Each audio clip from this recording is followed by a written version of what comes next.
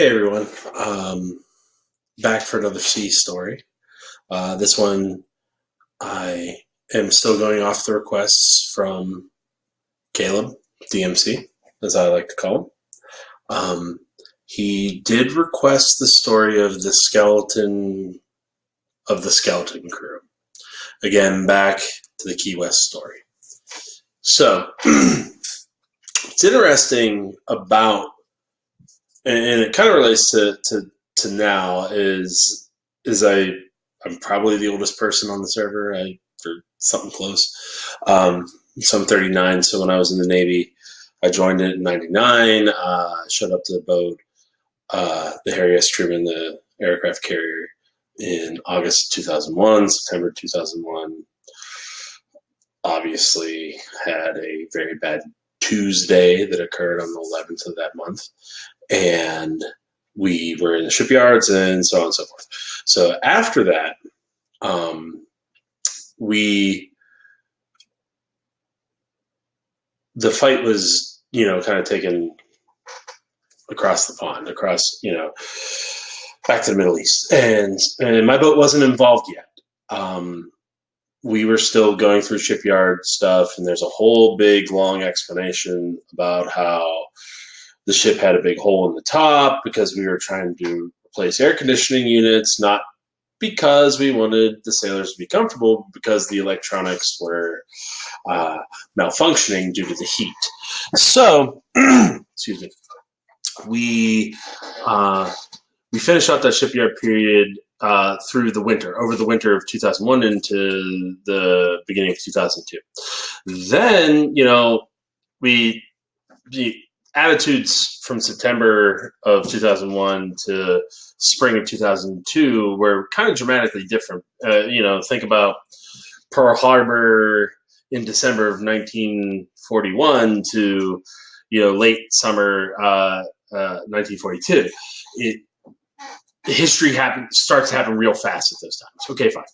So it gets determined that apparently while we're doing what's called workups, where you come out of the shipyard period, you undergo what's called sea trials to make sure the ship still can physically operate under the demands of high ocean or high seas. And then we go out, and so that's a shakedown of the machine that is the ship. And then you have the shakedown of the crew. So there's lots of drills and this and that. And one of the things they liked us to do was what's called showing the flag. So we would port in places, put all the airplanes on the deck, have them arranged almost beautifully, so you could see like the power that is an aircraft carrier. And first place we went was Fort Lauderdale. Now, at this point, I've been in the Navy since 1999. We're now talking summer of 2002. I always say there's like a joke, join the Navy, see the world. Yeah, bullcrap. Join the Navy, see Florida. Because in 3 years, I had been to Illinois, South Carolina, upstate New York, Virginia, Florida. See the world. Sure, if it's on the East Coast of the United States, I guess. So anyways, we go down, we're in Fort Lauderdale. We kind of show the flag. We actually had Cuba Gooding Jr. on the boat doing, kind of this rah-rah. I think it was the 4th of July. I can't remember what the holiday was. Some patriotic thing. Then we end up going back to port, and we come back down. Port, it's in Norfolk, Virginia, by the way. And we come back down to Key West. And that's where my other stories revolved around, was the amazing environment that is Key West, Florida. Haven't seen it like anywhere since. I'm not saying that there isn't places like that. I've been a lot of places. I have not been everywhere. I'm always shocked and astounded by some of the places I go. Like since the Navy, I was a field engineer, and I ended up in Ann Arbor, Michigan. I never expected Ann Arbor, Michigan to be like it is. It's a wonderful place. So we have these like little isolated pockets, and Key West was one of them. And I think I told you all about the hurricanes, the two TWO hurricanes that essentially converged on the Keys, and my ship was out to sea and it started to drag anchor, right? And when an aircraft carrier 100,000 tons starts to drag anchor due to the force of nature, that's not a joke, right? A hurricane treats an aircraft carrier like a 4-year-old treats a little plastic boat in a bathtub. It doesn't care. It's the amount of energy it has makes us even the biggest, most complex weapon of war we've ever built. It's nothing compared to this one storm, right? And now we have two of them. So, going down the street, like I said before, the municipal police, they were out. They were calling general condition Oscar, which is a general recall, which means everybody has to come back to the boat. Now, half the crew decided, and it's only ship's crew at this point. So on an aircraft carrier, you can hold about 6,000 to 7,000 people. Ship's crew is only about 3,500. Okay.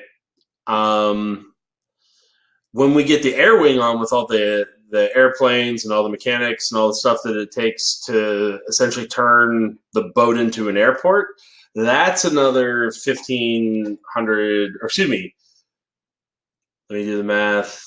That's another 2,000 to 3,000 people. Okay. So already we're just a ship's company. So we are at essentially half, the boat's half full, a little over half full. And then about half the people, when they heard the general recall, decided, oh, let's go back to our hotel rooms. We'll get a 6-pack of, I don't know, wine coolers. And so they, quote unquote, didn't hear the general recall. Well, I did. And one of the, like I always kind of bring back to Jericho being like a rule follower, and I'm a big time rule follower. Like I've been born and bred to be a rule follower. It's why I'm good at what I do. And so when I heard the general recall, I was like, oh, well, we got to go. We've got to go back to the boat. And so we did. And when I say we, I'm talking about the guys I was on Liberty with on the island. Sorry, my dog's demanding some attention. So anyways, so we get back to the pier, right? And if you recall the story, the pier is where the Liberty boats come to, and the Liberty boats actually have to take you out to the ship that's anchored out, right? And it's during that general recall that the seas are so rough because you're starting to get that huge surf that's on the, you may not even have clouds yet, but you're getting that huge rush from the low pressure of the hurricane. And that's where my puke story comes up all this now. To follow on, we get back to the boat. Get on the boat. We already had one reactor up because we had to maintain power because we couldn't hook up to the shore. So one reactor's already working, ready to go. About half of my department, and I was a reactor operator, about half my department shows up and they're like, okay, we need to start up the other one and essentially get the hell out of here because otherwise this hurricane's going to drag the boat and we don't know where it's going to go. And so we start up the other reactor, and with only about 1,000 people or so on a 6,000 person ship, we hoisted anchor and took off.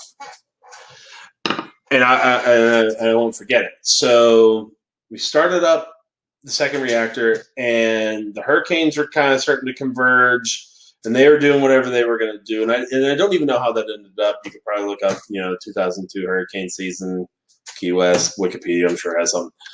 Point is we were in the middle, and we shot the gap. So once we had the second reactor up and we had full steaming power, and yes, aircraft carrier engines are powered by steam, we started steaming as hard as we could to get through the gap of the two hurricanes converging. Funny thing about hurricanes, I don't know how many people have been through one. When you're in it, miserable, horrible, dark skies, wind, absolute, unbelievable destructive power. Then on the outsides, beautiful weather. Humid, muggy, tropical, but beautiful. So we shoot this gap between these two hurricanes, and now we're going up the eastern seaboard trying to get to Norfolk. At this time, down in Key West, anybody who didn't get on the boat is now being helicoptered to New York to meet the ship up in Virginia. But there's only 1,000 people on a 6,000 people boat, thereabouts, and the ship is essentially empty. So if you walk up for chow at any given time, where you'd usually have to stand in line 50 sailors deep, you walk up and the guy's like, what do you want? I'll make it custom because you're the only one in line. The best part, other than just kind of the peace of sailing up the eastern seaboard, and we always sail far enough away, you can't actually see the coast, but the water's calm. And so we're going, and the weather was beautiful. And so we're going up that eastern seaboard, and there's so few people. But one of my good buddies, Justin Cruz, he had made it back to the boat too. Dude from Jersey. He and I always really got along, and so we went up to the flight deck. Well, there's no flight ops running. We didn't have the air wing to begin with, and now we don't have a third of the crew on the ship, or excuse me, 2/3 of the crew on the ship. There's only a third of us on there. So we go up to the flight deck, and it is vacant. The entire flight deck of an aircraft carrier that is in operation, entirely vacant, 2 people on it. I'm one of them. My buddy Justin's the other. So we start walking around. We're shooting the shit, and we're cranking towards Norfolk. So there's a nice breeze across the deck as we're heading north up the seaboard. And we get the idea. Let's go all the way to the front and put our feet and hang our toes over the edge. And so we walked all the way up to the front of the Harry S. Truman CVN 75, hung our toes off the front edge where the planes take off from the bow. Now, in front of us was a net in case there's a faulted launch that can possibly catch the plane. So, I couldn't have fallen off into the ocean. I could have fallen off into the net. However, there was nothing other than net in front and below me. And in front of us was nothing but the Atlantic Ocean. And if you turned and you look behind us, there's nothing but the entirety of an empty flight deck, totally vacant, and then the wake from our propellers. And you could see how we were turning and navigating our way up the coast. And him and I, we stood there a couple minutes, I imagine, though it felt like an eternity. Obviously, pretty impactful considering I'm telling a story about it. What is 2019? So 17 years later.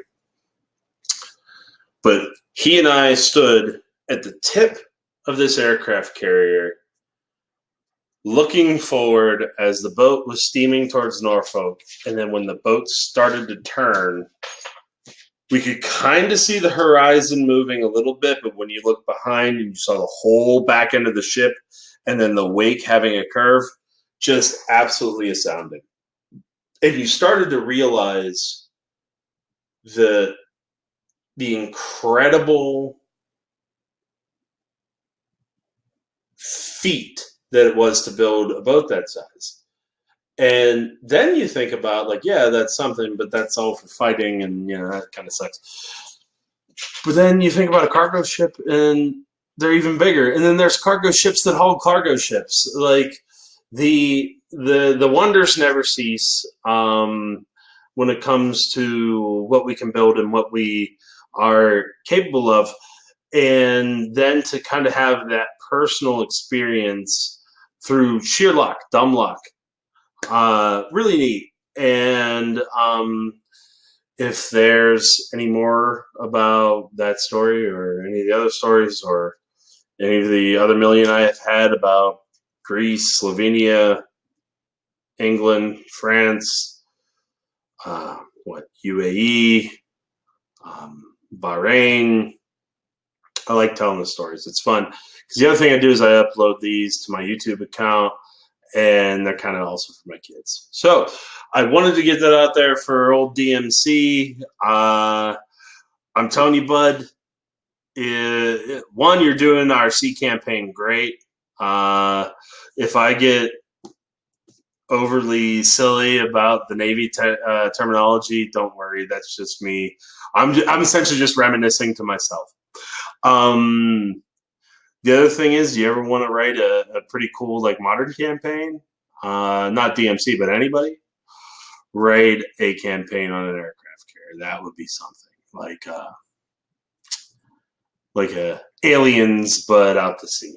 So anyhow, thanks guys. I said thanks guys. If you watched it, great. I hope you enjoyed the story. I enjoyed telling it. If nothing else, if nobody else watches this, it's still cathartic for me. So have a good one.